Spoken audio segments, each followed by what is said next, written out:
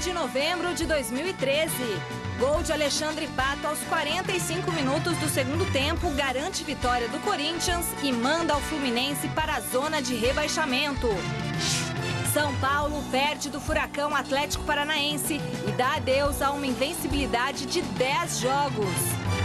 Santos abre 2 gols de vantagem, mas fica no empate com o Vasco diante de mais de 56 mil torcedores que lotaram o Maracanã. Portuguesa e Coritiba ficam num empate em 0-0.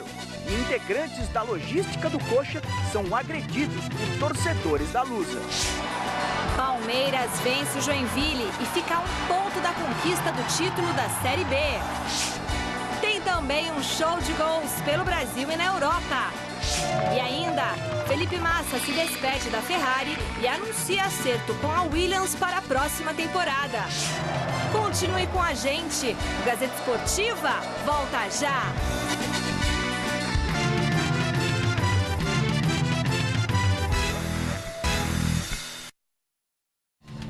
Olá, boa noite. O Gazeta Esportiva começa falando do Corinthians. Nada como um dia após o outro. Maior culpado pela eliminação do time na Copa do Brasil, Alexandre Pato, desta vez fez a alegria da Fiel. Sofreu um pênalti no finalzinho do jogo, 45 do segundo tempo, e numa cobrança perfeita garantiu a vitória do Timão e de quebra mandou o Fluminense para a zona de rebaixamento e causou a demissão de Vanderlei Luxemburgo do comando do tricolor. Depois de 88 minutos de um jogo truncado, sem muitas oportunidades para as duas equipes, Emerson Sheik fez o cruzamento da esquerda e Anderson fez pênalti em Alexandre Pato, segundo a arbitragem. O zagueiro do Fluminense foi expulso no lance. Depois de muita reclamação dos cariocas, o camisa 7 corintiano pegou a bola e assumiu a responsabilidade pela cobrança. E o que era apreensão se transformou em alívio. Está autorizado, Diego Cavalieri, Pato correu, bateu, é gol! Gol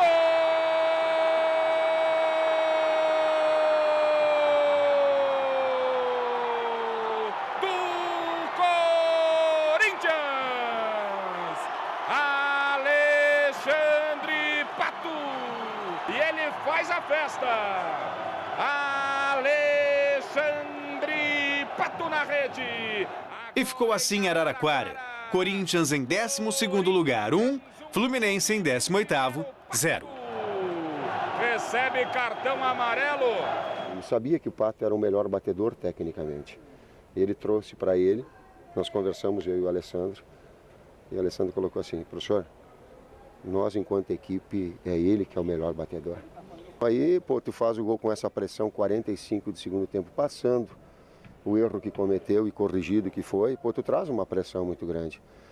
Aí vem para fora todo o entusiasmo, toda a responsabilidade e a alegria de ter feito o gol. E também olhar para a massa toda que está do lado e dizer, pô, se em algum momento eu fui criticado, agora também vou ouvir toda a manifestação, toda a alegria que o torcedor estava tendo naquele momento importante. E eu confesso que eu estou um pouquinho mais contente.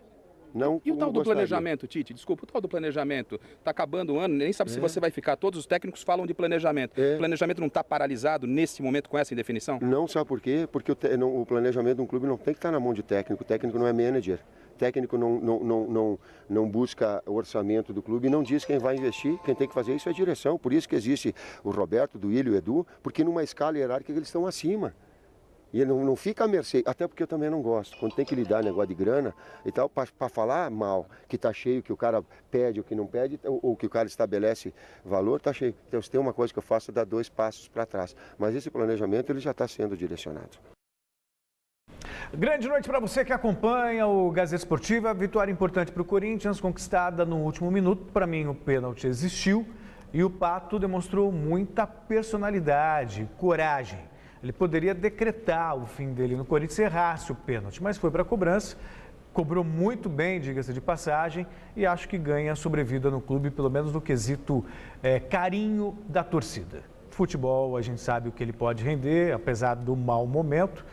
Muita gente questionando o pênalti marcado, mas para mim ele existiu. A falta tem o tapa do zagueiro do Fluminense no Pato e depois ainda tem o apoio com a mão na esquerda sobre o atacante corintiano. Pior para o Vanderlei Luxemburgo, enquanto a gente revê aí A cobrança do Pato, pior para o Vanderlei Luxemburgo, que hoje foi demitido do Fluminense. Em nota, o Fluminense foi sucinto. Disse o seguinte: por decisão do presidente Peter Semmesen, o técnico Vanderlei Luxemburgo não permanecerá no cargo de treinador do Fluminense. Já comunicado oficialmente, pelo próprio mandatário tricolor, Vanderlei deixa o comando do time nesta segunda, 11. Fluminense agradece o empenho do treinador e de sua comissão técnica. Como se isso também fosse resolver o problema do Fluminense, Flávio. Acho que acabou sendo melhor para o Luxemburgo. Claro que sempre fica uma mancha se o Fluminense cair, mas pior para ele se cair com ele no comando. Boa noite. Boa noite, Celso, amigos do Gazeta Esportiva. Michele, olha, o primeiro Pato foi legal, ele poder recomeçar, dar a volta por cima. Se ele perdesse o pênalti, a coisa ia ser muito mais difícil de ser revertida. Talvez não pudesse mais ser revertida. Ele foi e bateu. Para mim, o pênalti não existiu. Eu acho que o árbitro teve o critério de 2 meio pênaltis. Um no Paulo, meio pênalti no Paulo André, meio pênalti no Paulo e ele no Pato, e ele deu. Eu não achei que houve, não. O Pato, de qualquer forma, o pênalti foi marcado, ele cobrou bem, uma cobrança de risco, porque a cobrança alta, você bate um pouquinho a mais na bola, ela sai, é complicado. Mas, enfim, o Corinthians venceu, que era muito importante, estava precisando disso. E com relação ao Luxemburgo, eu acho, não sei, se o problema era o Luxemburgo, demoraram demais para demitir, né? Porque agora, quem pegará o time? Aquela coisa, daquela doideira de... O Joel Santana foi para Angola, né? Não sei, mas enfim, não sei que raio de ideia que eles tiveram. Também não sei como era o dia a dia lá no Fluminense, mas se era para demitir, já devia ter feito isso antes. Esperar agora, faltando 4, 5 rodadas, é complicado. Boa notícia para a Ponte. A gente falou de coragem pro Pato. Quero ver quem vai ter coragem de assumir o Fluminense agora, faltando 5 rodadas. Tem e correndo risco aí, né? O cara está desempregado, pega uma parada aí, faz um contrato de risco e tal, enfim. Ganha um dinheirinho, não pode ser responsabilizado Exatamente. por nada. Enfim, eu acho que até vai aparecer, mas não é uma solução que você possa dizer planejada, né? Não é uma coisa em cima de um projeto de trabalho. Projeto, como gosta de dizer o Luxemburgo. Vote na enquete que está no ar no site gazetesportiva.net. A pergunta é: Alexandre Pato deve continuar no Corinthians em 2014? Celso Cardoso? Sim. Flávio Prado? Sem dúvida. Quando ele perdeu o pênalti, eu falei que devia ficar, imagina agora. Mas sem dúvida, o jogador desse porte, você não pode deixar de apostar, não, tem que seguir. No Maracanã lotado, o Vasco recebeu o Santos e saiu atrás no placar. Mesmo com o Juninho Pernambucano fora por lesão, o time da Colina teve forças para reagir e empatar o jogo. Com a derrota do Fluminense em Araraquara, o Vasco conseguiu sair da zona de rebaixamento para alívio da enorme torcida cruzmaltina. No Maracanã lotado de vascaínos, foi o Santos que balançou a rede pela primeira vez. Bruno Pérez bateu no ângulo de Alessandro e marcou um golaço, 1-0. O Peixe anotou o segundo, depois da falta cobrada por Montijo, que Gustavo Henrique desviou para o gol. 2-0 Santos. A reação do Vasco começou ainda na primeira etapa, com o Edmilson, que aproveitou o bate-rebate para descontar.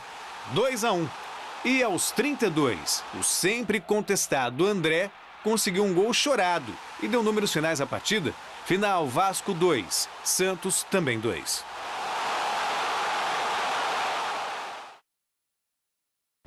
Esse é o tipo do jogo que fica uma coisa trocada. O empate para o Santos foi bom. O Santos não vai. Essa coisa de sonhar com o Libertadores é uma bobagem, não tem nenhuma chance.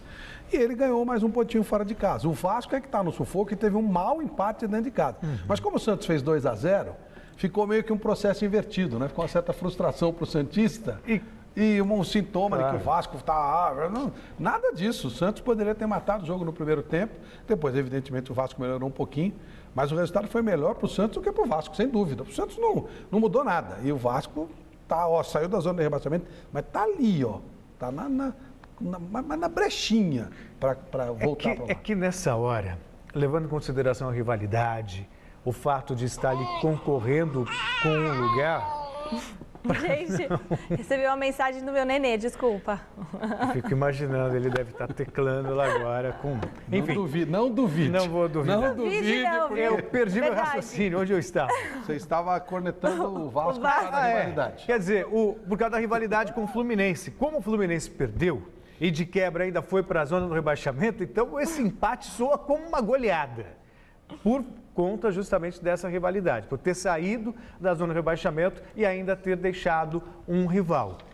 Pode ser o caminho para o Vasco fugir definitivamente dessa assombração chamada Série B.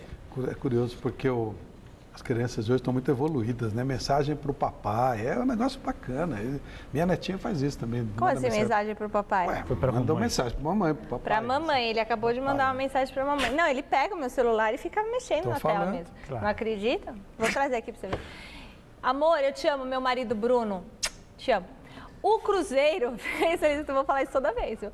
O Cruzeiro fez a lição de casa, venceu com autoridade o Grêmio e viu a torcida fazer uma grande festa no Mineirão pelo título brasileiro. Só faltou um detalhe, garantir matematicamente a conquista. Se fizer um pontinho nas partidas que restam, a Raposa será bicampeã brasileira. Os jogadores ainda seguram os ânimos, mas já não escondem que o título é do time celeste. Cruzeiro e Grêmio se enfrentaram ontem no Mineirão. Aos 34 minutos do primeiro tempo, Borges tirou o grito entalado na garganta dos quase 60 mil torcedores presentes. Na etapa final, William ampliou a contagem aos 33 minutos. E Ricardo Goulart fez o terceiro da Raposa pouco depois. Cruzeiro 3, Grêmio 0. A festa foi grande depois do jogo, mas o clube de Minas Gerais ainda precisa de um empate quarta-feira diante do Vitória no Barradão para garantir o título. Falta uma combinação de resultado, mas já está garantido, já até os próprios jogadores já estão comemorando. Não tem jeito, já acabou, o Cruzeiro é tricampeão. É verdade, merece, foi uma festa bacana e o Cruzeiro fez bem de comemorar. Já pensou se, não vai acontecer, óbvio, já pensou se acontece do Cruzeiro não ganhar o título? Depois dessa festança toda? Ah, é impossível, seria impossível, mas sabe aquela coisa. Mas eu acho que o Cruzeiro, a torcida fez bem de fazer a festa. Assim. O Cruzeiro teria que perder todos os jogos. O Atlético Paranaense ganhar todos. Se bem que, se o Cruzeiro perder, são 5 jogos, se o Cruzeiro perder 4, empatar 1 e o Atlético ganhar os 5, não, dá Atlético. Dá Atlético? Dá Atlético. Olha. Dá Atlético. Essa mas é a acho que foi legal a torcida mas... ter feito a festa. Claro. Foi ótimo, só que foi bom que o Cruzeiro não ganhou lá, porque era esquema de político, então eles levaram o jogo para lá que não devia ter sido lá e tal.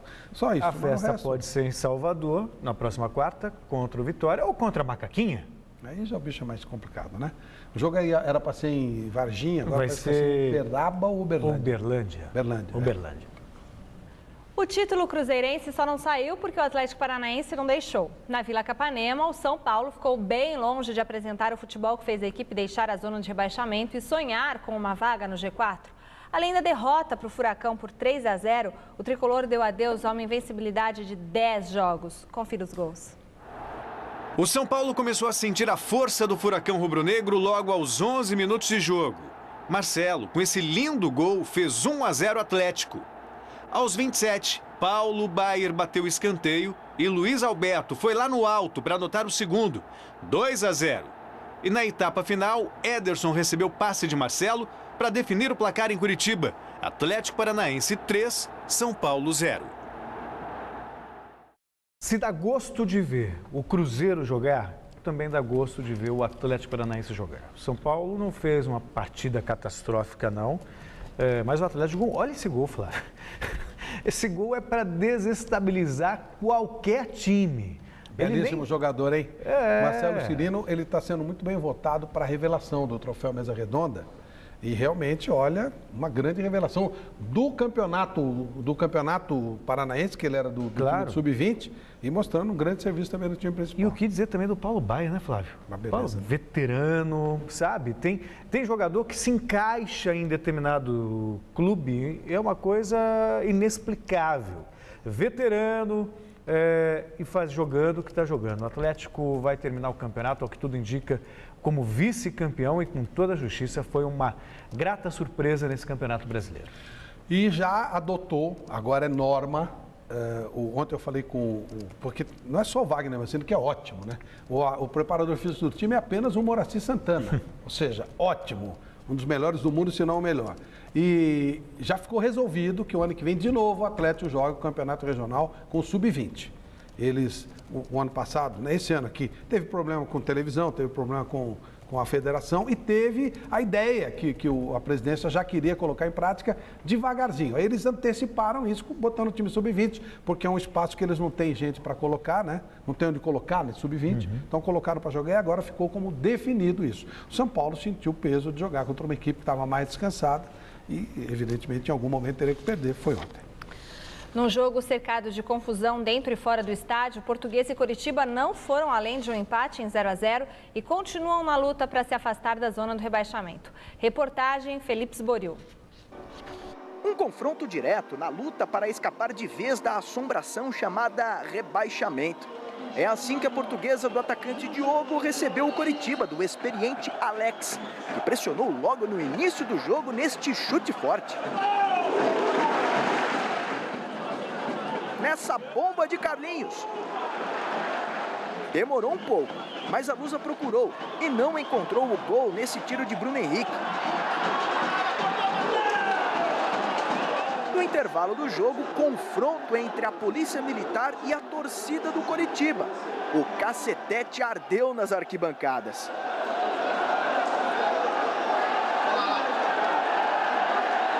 Aí, na segunda etapa, a Portuguesa começou com o Moisés e esquentou a mão do goleiro Vanderlei. O troco veio com o Vitor Júnior, só que Lauro tirou com a ponta dos dedos. Do outro lado começou a pressão rubro-verde. Quer ver só? Vanderlei trabalhou nesse chute de Moisés, depois da boa jogada de Gilberto. E nesse chute de Bruno Henrique. Ainda deu tempo para Júnior Urso tentar o gol do Coxa, mas não conseguiu. Final no Canindé, 0-0. E antes do início da partida, que terminou 0-0 entre Portuguesa e Coritiba, aqui no estádio do Canindé, alguns integrantes da logística do Coxa foram agredidos por torcedores da Portuguesa. Prontamente, a diretoria avisou a Polícia Militar, fez um boletim de ocorrência e também vai tomar todas as medidas cabíveis para que a Federação Paulista saiba do ocorrido. Infelizmente isso acabou acontecendo, nosso pessoal foi agredido, né, covardemente, chegaram a invadir a van com todo o material, tentaram tirar a chave, foram espancados, queimando com cigarro, a coisa foi indiscutivelmente lamentável, né? Já tomamos as devidas providências através do nosso jurídico, estamos fazendo um boletim de ocorrências, já fizemos uma notificação para a Federação Paulista também. O que a gente tem é só lamentar, né? Uma situação como essa no futebol no dia de hoje não permite mais esse tipo de situação, né? E a gente fica triste por isso, mas paciência, vamos lá. Confira os outros gols que completaram a 33ª rodada do Brasileirão. O Flamengo recebeu o Goiás e fez 1-0 com o Hernani. Rodrigo empatou aos 17 do segundo tempo. Final, Flamengo 1, Goiás também 1. No Sul, o Internacional saiu na frente do Botafogo com o Jorge Henrique. No comecinho do segundo tempo, Dória empatou o jogo, 2 minutos, 1-1. Mas nem houve tempo para comemorações. 3 minutos mais tarde, Jackson usou a cabeça para definir a vitória do Internacional. A Ponte Preta recebeu o Vitória que mandou no jogo. Renato Cajá fez 1-0 aos 17 minutos. Ayrton ampliou aos 29. E ainda no primeiro tempo, Dinei definiu. Ponte Preta 0, Vitória 3. O Náutico recebeu o Criciúma, que venceu o jogo com gol de Wellington Paulista. 1-0 para o time catarinense. Essa derrota da Ponte não chega a me surpreender, não. É ressaca. A vitória lá na Argentina foi muito grande. É casamento lá na Penha, quando eu contei já a história, quando tem casamento na Penha, o cara cobra lona lá no fundo do quintal, mete aquele churrasquinho de gato, aquele picles no repolho, sabe? Come pra caramba. O picles não gosta, mas o resto é bom, o Celso não gosta. Pois é, aí o cara fica, come pra caramba, fica lotado e tal, aí quando você chega no dia seguinte, você não aguenta, você tá, né? Estragado. É do jeito que a Ponte Preta estava, então foi ressaca. Agora, uma informação dentro daquela história da briga do São Paulo para mudar o local do time no jogo. Absurdo, né? O laudo dos bombeiros para o campeonato 2014, a Federação Paulista de Futebol, felizmente acordou e pediu para que os estádios fossem revisados agora, para não começar o campeonato com o estádio interditado. O laudo dos bombeiros, já enviado para a Federação, é aceito, dá 27 mil lugares para o Moisés Lucarelli. Então, acho que Tocantins perdeu a oportunidade de ver um segundo grande jogo entre Ponte Preta e São Paulo, porque, obviamente, a Ponte não ia jogar no Pacaembu. Claro. Jogaria em Palmas de Tocantins, no Acre, por aí, algum lugar assim. Tá certo. E espero que a Ponte tenha a melhor sorte, né? Porque ontem realmente jogou nada. Não foi sorte, foi nada. Incompetência. Não, não tem que reclamar. Sabe que as coisas não tem? Não tem discussão. Tá tudo certo, vamos embora. E o Vitória tá aí, o Vitória e Goiás chegando no bloco. Pelo que estão jogando Grêmio e Botafogo, Flávio, ouso dizer que esses dois vão perder a vaga para Vitória e Goiás. Isso, claro, se São Paulo ou Ponte não ficarem com uma vaga na Copa Sul-Americana. Se um deles ficar com essa vaga, aí já viu. Em vez de G4, teremos G3. Mas o Atlético, se ele for campeão da Copa do Brasil, também ele dá um lugar a mais. Também dá um lugar a mais, é verdade. Tem pode essa. Tudo, pode sobrar e pode faltar também. Ontem nós também tivemos, falando em Atlético, o Atlético Mineiro empatou com o Bahia 0-0. O Bahia também segue ameaçado pela Série B. Então, a propósito de Atlético Mineiro, 2 campeões para disputar o Mundial com o Atlético surgiram neste final de semana. O Guangchong, da China, se classificou, gol do Elkson, nesse time joga o Conca e joga também o Muriqui, time chinês vai disputar o Campeonato Mundial. E também o Al-Ali do Al-Butrica, só que o Al-Butrica parou de jogar, porque também não dá, né? Claro. Ele parou com 66 anos, mais ou menos. mas o Al-Ali também se classificou, o time já chinês... estava no Mundial passado, né? Encarou... Todos os Mundiais estavam lá. O Corinthians e tudo mais. Foi o período do Corinthians. O time chinês está na rota do Bayern de Munique. Então já tem Monterrey, o chinês... O antigo time do Albutrica, o Monterrey, o Atlético. Pensou? Chinesada 1-0 no Bayern, gol do Conca. E olha, Série B, mesmo com 1 a menos em quase todo o segundo tempo, o Palmeiras pouco foi ameaçado pelo Joinville sábado no Pacaembu. Com boa atuação de Valdívia, o Verdão construiu com facilidade o resultado e pode entrar em campo amanhã contra o Paysandu, já com o título garantido caso a Chapecoense não vença o Paraná Clube em Curitiba. Deixa ali, do ladinho. Rafinha perdeu a atenção. Olha a chegada do Verdão, e é gol.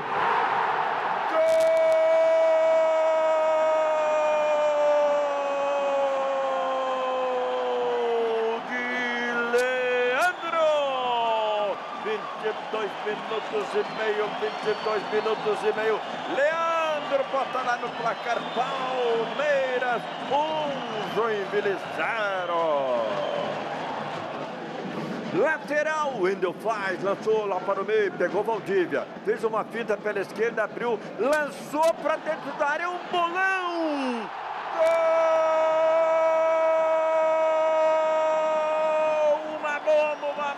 Uma bomba! Juninho! 2 para o Verdão, 0 para o Joinville.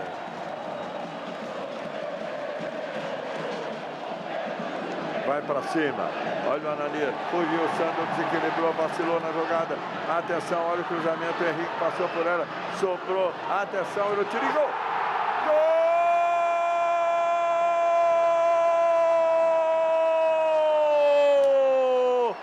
Palmeiras vai dar cartão para Serginho, claro que vai.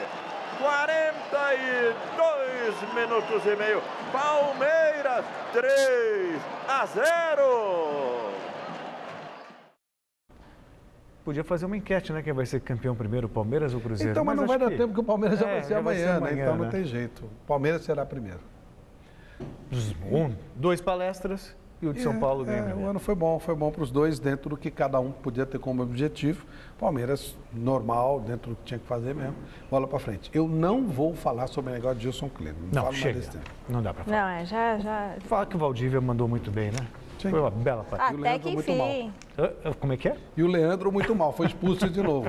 Inacreditável. Mais Série B para você. O Bragantino venceu o Atlético Goianiense por 2-0 em Bragança Paulista. Em Varginha, o Boa Esporte fez 3-2 no Paraná. Confira os outros gols do final de semana. O Asa recebeu o Avaí e Lúcio Maranhão marcou o único gol do jogo nos acréscimos do segundo tempo. Asa 1, Avaí 0. O Ceará meteu uma goleada para cima do Sport. Ricardinho abriu o placar logo aos 2 minutos. A equipe pernambucana empatou com Marcos Aurélio, 1-1. No segundo tempo, Lulinha de voleio marcou mais um para o Ceará, 2-1. Mota ampliou aos 32, 3-1. E Léo Gamalho, aos 46, definiu. Ceará 4, Sport do Recife 1. O ABC derrotou o Icasa. Giovanni Augusto fez o único gol do jogo aos 39 minutos. ABC 1-0. Paysandu e Oeste empataram em 3-3. Adriano Alves fez 1-0 para o time paulista. Bruno Nunes ampliou 4 minutos depois, aos 19 do primeiro tempo, 2-0. Pablo de cabeça descontou, 2-1. No segundo tempo, o Lelê fez mais um para o Oeste, 3-1. Mas Marcelo Nicásio marcou aos 34 e aos 47 do segundo tempo, definindo o placar. Paysandu 3, Oeste também 3. O Figueirense derrotou o Guaratinguetá em Santa Catarina. De pênalti, Rafael Costa fez 1-0 Figueirense. Rafinha empatou o jogo aos 23 minutos. Mas Thiago, aos 31 do segundo tempo, usou a cabeça para garantir a vitória do Figueirense por 2-1. Neymar fez bonito contra o Betis, mas um gol que ele marcou com a camisa da seleção brasileira foi indicado para receber o prêmio Puskás, que premia o autor do gol mais bonito da temporada. O golaço contra o Japão na vitória por 3-0 na estreia do Brasil na Copa das Confederações foi o selecionado pela FIFA para concorrer ao prêmio. Esta foi a 4ª vez que o atacante foi indicado. Em 2011, ele ganhou com a pintura sobre o Flamengo na Vila Belmiro, quando ainda defendia o Santos. O Náutico também tem um gol concorrendo ao prêmio de mais bonito do ano. É o do uruguaio Juan Manuel Oliveira na partida contra o Sport, válida pela Copa Sul-Americana deste ano. Curiosamente, Oliveira foi dispensado pelo Lanterna do Brasileirão há uma semana. Coitado. Esse gol do Oliveira é mais bonito que o do Neymar, mas acho que o do Ibrahimovic, que foi do ano passado, é o que vai ganhar desta vez. O Neymar já está num patamar maior agora, a coisa já mudou um pouquinho. O Brasil já tem um representante garantido na temporada 2014 da Fórmula 1. Felipe Massa, que neste final de semana recebeu um festão de presente de despedida da Ferrari, assinou com a Williams. Diferente do que se poderia pensar, a parceria entre o brasileiro Felipe Massa e a Ferrari não está acabando de forma melancólica. Muito pelo contrário. Uma das mais tradicionais equipes da Fórmula 1 organizou neste domingo uma grande festa no circuito de Mugello para marcar a despedida do piloto com a presença de mais de 15 mil torcedores. Após 8 anos, 11 vitórias, 36 pódios e o vice-campeonato mundial de 2008, defendendo a escuderia, Felipe Massa certamente vai deixar saudades entre os companheiros, que aproveitaram a oportunidade para expressar o carinho e gratidão pelo trabalho realizado por esse paulistano de 32 anos. Contendo a emoção, o brasileiro agradeceu em bom italiano aos amigos, colegas e torcedores da Ferrari. Grazie è il minimo che devo dire a tutti voi, a tutta la Ferrari, a tutti gli amici, tifosi. Acho que tenho só o que agradecer à Ferrari, essa equipe que sempre me fez muito por mim, me deu um sonho de criança que é correr pela Ferrari. E eu fico muito emocionado de passar esse dia aqui com todos os fãs, né, da Ferrari, todas as pessoas que a gente trabalhou durante muito tempo. Com certeza essa parceria vai ficar gravada eternamente na memória de Felipe Massa. Mas a equipe italiana fez questão de eternizar esse importante capítulo na história da escuderia com uma singela homenagem. Uma taça quase do tamanho do piloto, entregue pelo presidente da Ferrari, Luca de Montezemolo. E o destino de Felipe Massa está definido. O brasileiro foi anunciado na manhã desta segunda-feira como o novo piloto da equipe Williams, assinando contrato de 2 anos com opção de renovação por mais um. Eu acho que é muito importante estar nesta equipe. Uma equipe que foi muito importante para o Brasil e eu espero que seja mais uma vez. Eu acho que a Williams é uma equipe que tem uma grande infraestrutura para construir um carro novo. Este ano não foi bom para a Williams, mas olhando como as regras vão mudar para o próximo ano e percebendo como os carros serão completamente diferentes do que temos agora, eu acho que é uma boa oportunidade, um bom momento para vir para a Williams. Sei que tenho muito para dar a esta equipe e estou realmente pronto para liderar esse trabalho. É uma equipe muito importante, que quer crescer, que quer voltar ao que era antes. E eu estou realmente ansioso e animado com isso, afirmou Felipe Massa. Bom, o Massa, ele deixou o Barcelona e foi para o Real Sociedad, mas ele continua no campeonato. Acho que é legal, bacana a homenagem. Acabou o casamento, faz parte do jogo, né? É isso aí, Flávio. Bom, você que acompanhou a Gazeta Esportiva, fale com a gente, mande a sua mensagem. Você pode dar um alô para a nossa equipe através do Twitter, @Gazesportiva. Quero mandar um beijão. O Osmar Garrafa me mandou uma mensagem aqui para mandar um abração para todo mundo de Araraquara que abordou a nossa equipe, né? O Garrafa foi lá, fez reportagem, em especial ao pequeno Gabriel, que estava numa pizzaria jantando com a família. Ó, Garrafa Pizzaria. Então, o Garrafa também estava na pizzaria, jantando, claro, com a nossa equipe, depois de um dia extenuante de trabalho. E esse menininho, pequenininho, super fã do Gazeta Esportiva, foi até a mesa dele, disse que adora o programa, assiste todo dia. Gabrielzinho, um beijo para você e para toda a galera de Araraquara, fãzaça do nosso programa. E falando do Troféu Mesa Redonda, né? Atenção! Acabaram as votações para o Troféu Mesa Redonda. Acabaram. Você votou? Votei, claro. Ah, bom. Agora, os 3 jogadores mais votados pelo público, Flávio Prado, em cada categoria, esses jogadores vão ser submetidos a uma eleição em que votarão jornalistas de todo o Brasil. Muito obrigada pelo seu voto e aguarde.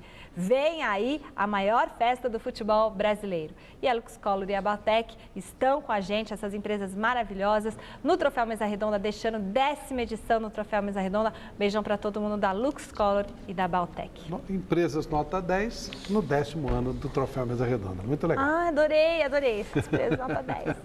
O Palmeiras fez agora à tarde na Academia de Futebol o último treino antes de viajar para Belém, onde enfrenta o Paysandu em jogo que pode valer o título da Série B para o Verdão.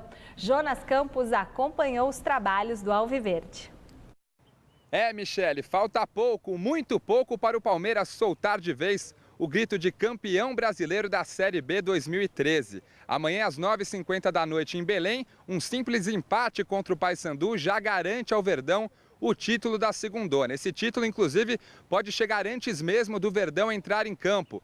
Isso no caso da vice-líder chapecoense, que entra em campo um pouco antes, às 19h30, não vença o Paraná fora de casa. Por isso, situação de extremo conforto por aqui e os jogadores esperam terminar a noite de amanhã comemorando muito. Para a gente do grupo, é muito importante esse momento. A gente batalhou bastante para conquistar esse objetivo, antecipar esse objetivo, né? Então, pode ter certeza que, se caso a gente não comemorar dentro de campo, por questão de um resultado que não for bom ali pra gente, pode ter certeza que, chegando dentro do vestiário, a gente vai se abraçar, vai comemorar bastante, porque não foi fácil essa Série B, não está sendo fácil. Juninho, que fez gol na vitória do último sábado sobre o Joinville, estará mais uma vez entre os titulares. Os desfalques para Gilson Kleina ficam por conta de Valdívia, que vai defender a seleção do Chile, e Leandro, que mais uma vez foi expulso. Por outro lado, o artilheiro Allan Kardec volta ao time titular, provavelmente ao lado de Vinícius. Para a vaga de Valdívia fica o mistério. Ananias ou Felipe Menezes podem aparecer. É o Palmeiras que, se tudo der certo, vai terminar o dia de amanhã com o título da Série B e a sensação de dever cumprido em 2013. Flávio, não vamos mais falar sobre o futuro do Gilson Kleina. Não, vai te catar, pô. Não vamos mais falar do planejamento de 2014. Agora, a grande discussão comemora o título da Série B ou não comemora? Sem dúvida. Tem que comemorar. É claro, é um título. Tem que comemorar. Não é questão de ser título, é questão que se você está com o objetivo e atinge o objetivo, eu sempre ponto final. Eu faço um brinde, pego um refrigerantezinho e faço um brinde. Sempre que eu tenho algum pequeno objetivo ou grande que eu alcance, eu comemoro. Havia uma meta e você cumpriu com ela. O Palmeiras não podia ser campeão da Champions League nesse ano. Não tinha jeito. Ele podia ser campeão da Série B. E foi, acabou. E foi maravilhoso. Até para o ímpar tem que comemorar. Ganhou, é digno de comemoração. Você pode até não se vangloriar. Dominó. Contar vantagem. Dominó também. Qualquer coisa, Flávio. Mesmo roubado? Não, roubado não, né? Não, que dominó, você jogar sem roubar é difícil, né? não é? Você... Nossa, dominó, nunca jogue dominó. Pessoal... Nunca jogue dominó com o Celso Cardoso. Eu nem me lembro quando. Ele faz gato no dominó. É impressionante. É uma vergonha isso aí. O Flávio hoje eu vi lá embaixo ele jogando. Denigrir a minha imagem. Eu vi lá embaixo o Celso jogando, é terrível. 60 anos, ele joga pedra atrás. 72 anos. Imagina, nem lembro quando eu joguei dominó pela última vez. Dominó que tem os numerozinhos, não é? Segue. Vambora, vai. Não é 1, 2, não é isso, dominó?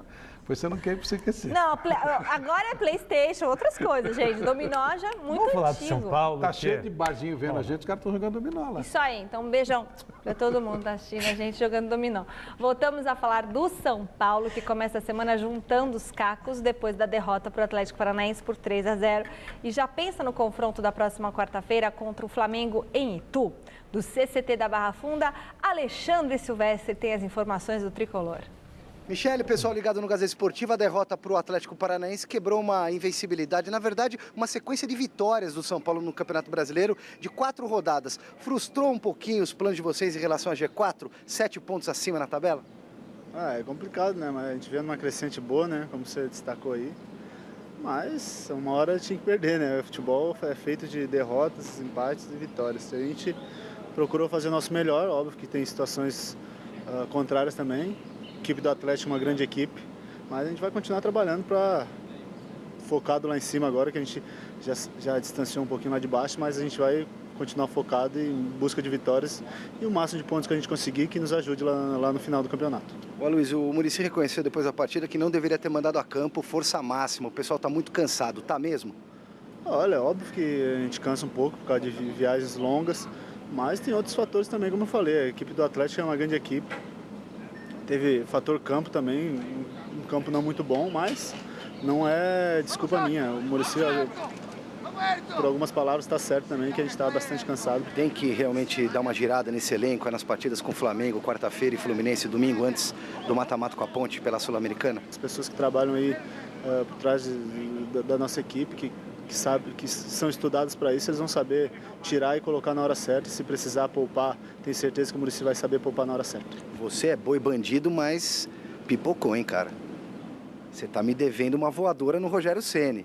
Já marcou 6 gols e nada de voadora no capitão? O Rogério tá muito longe, cara. Não adianta eu falar para vocês. Ele tem que fazer o gol, tá, ou de falta, ou de pênalti, e tá ali perto. Daí eu posso dar uma voadora, não. Eu fazer o gol e lá atrás dar uma voadora. Eu já vou cansar, já tô cansando muito já durante os jogos, correndo, me dedicando. Então vamos deixar essa voadora aí para quando ele estiver mais perto. Obrigado, Luiz. Dispensado. Vai lá. Vai com Deus. E para finalizar aqui as informações do São Paulo, o Muricy Ramalho deve aproveitar o Luiz Fabiano, que vem buscando uma melhor forma física nessas partidas contra o Fla e Fluminense, quarta-feira em Itu e domingo no Maracanã, para que o Luiz Fabiano prove para o treinador que pode mesmo ser o centroavante do São Paulo para o pega decisivo contra a macaca do Flávio Prado. Um abraço.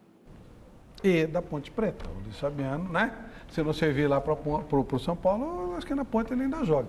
É o seguinte, o Muricy, ele chegou a declarar que talvez tenha se equivocado ao colocar o time de Medellín no jogo de ontem. Estava muito calor, gramado ruim, a viagem, o desfalque, o desgaste natural contra um time muito rápido, né? Um time muito bom.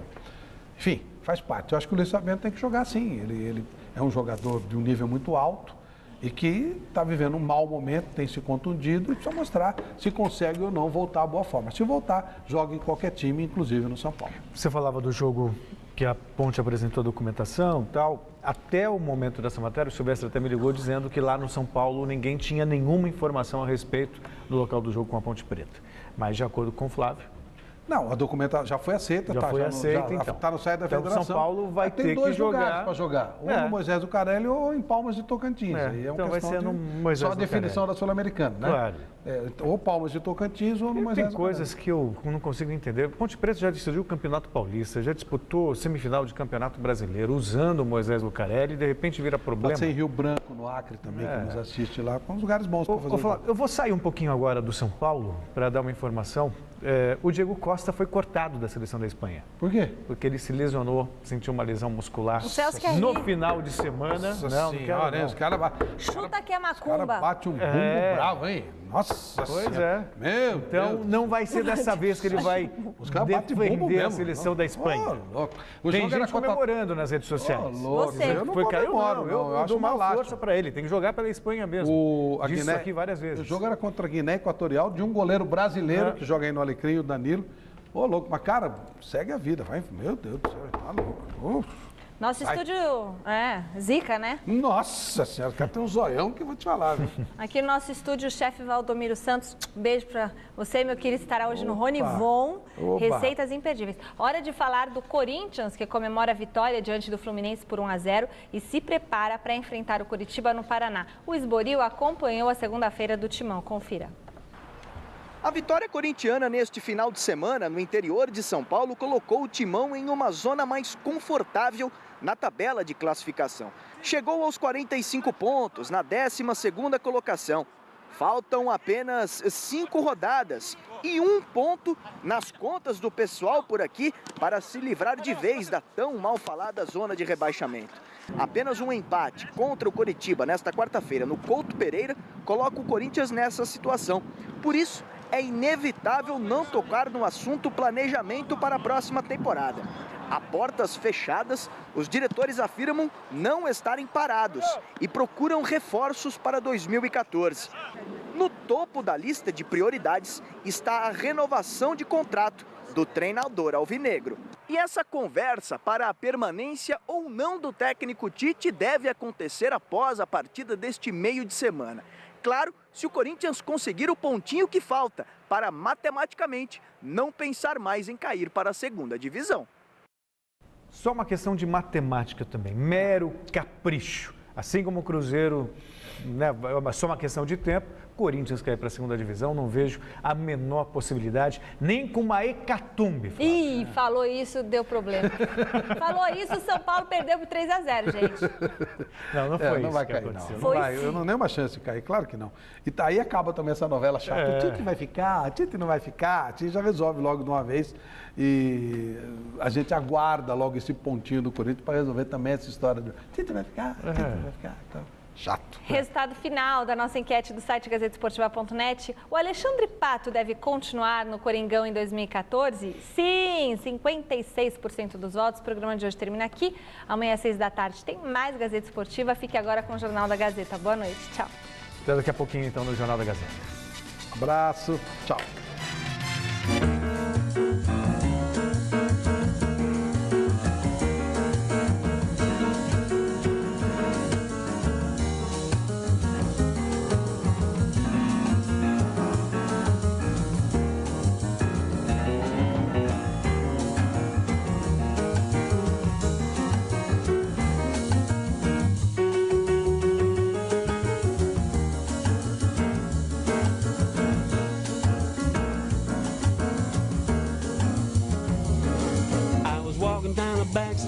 The other night, I got a funny feeling that things weren't right. I heard some heavy footsteps right behind, and I know it wasn't just in my mind. Fool killer's coming, you're getting closer every day. Oh yes, the fool killer's coming. I got to try to make my getaway. I've been living in this concrete, ain't here, scraping and Gazeta Esportiva. Oferecimento